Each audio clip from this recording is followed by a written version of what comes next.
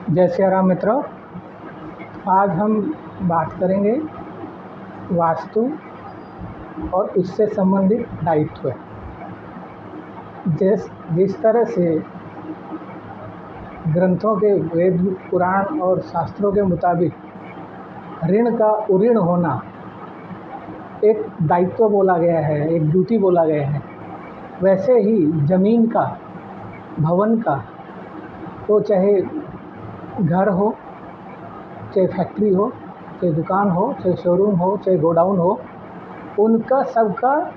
एक उऋण बोला गया है। जिस तरह से हम पूजा में ज़मीन में नींव खोदते समय सबसे पहले हम धरती से क्षमा मांगते हैं कि हम आपका दोहन कर रहे हैं, तो यहाँ पे जो भी पूर्व में विराजित जो भी जीव जंतु है उनको दूसरी जगह विस्थापित करें, या फिर उनको हम लोग जो भी उनको हानि होगी उनका हम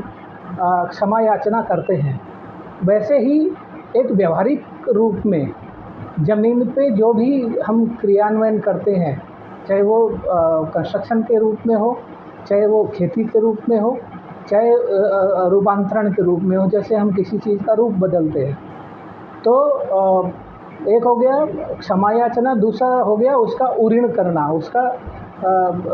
जैसे ऋण को चुकाना, लोन को चुकाना। इसमें जैसे दोहन का मतलब हो गया माइनिंग, खनन करना, खनिज निकालना। जिस तरह से हम खनिज दो तरह के होते हैं, एक वो जो धरती के ऊपर है और एक वो जो धरती के नीचे है। जो धरती के नीचे खनिज हम निकालते हैं तो उसका हम खड्डा खोदना पड़ता है, हमको उसका मट्टी को निकालना पड़ता है। तो ज़्यादातर इंसान क्या करते हैं, वो खड्डे को या खदान को ऐसे ही छोड़ देते हैं बिना पाटे हुए, और वो फिर धरती का रूप बदल जाता है, और वो फिर बाद में बाढ़ का और असंतुलन का कारण बनता है। ऐसे ही अगर हम प्लॉट है चाहे भवन है, उसके संतुलन के लिए, समतल करने के लिए हमको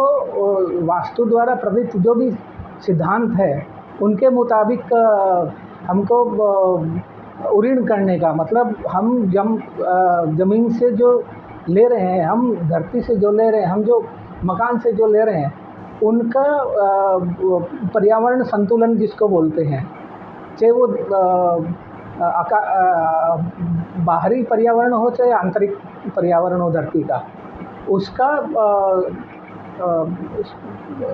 उऋण करना ही मतलब शास्त्रों के मुताबिक वो एक कार्य का संपादन होता है, जीवन का संपूर्ण यापन बोलते हैं जिसको। जैसे हम हमारे आसपास से जो भी प्राप्त करते हैं वो एक तरह का ट्रैफिक हुआ, एक साइड एक लेना हुआ। लेकिन देना तब होता है जब हम उसको स्वेच्छा से उसको चुकाने की कोशिश करते हैं। ऐसे ही हमारे आसपास में पर्यावरण में इंसान होते हैं जो हमारे अलग अलग संबंधों के रूप में वो हमारे आसपास रहते हैं, उनसे हम कुछ लेते हैं, लेकिन हमारे स्वेच्छा से उनके देने का मन में है ना, वो बहुत कम आता है, और इसी के चलते असंतुलन होता है। असंतुलन होता है तो जीवन में परेशानियां आती है, दुख आते हैं, एंजाइटी आती है। जब तक हम स्वेच्छा से कुछ देने की कोशिश नहीं करेंगे, चाहे वो इकाई के रूप में व्यक्ति हो, चाहे वो इकाई के रूप में परिवार हो, चाहे वो इकाई के रूप में रिश्तेदार हो, चाहे वो इकाई के रूप में एक समाज हो, चाहे वो इकाई के रूप में गांव हो, चाहे वो इकाई के रूप में एक शहर हो, चाहे राज्य हो, चाहे देश हो या धरती हो, जब तक हम लोग उसको संतुलन नहीं करेंगे तो ये दुनियावी समस्याएं आती रहेगी हमारे पास। ज़्यादातर इंसान है वो भूख से आगे नहीं बढ़ पाता है, अर्थात अपने जीवन की रोजी रोटी में उलझा रहता है, तो उसको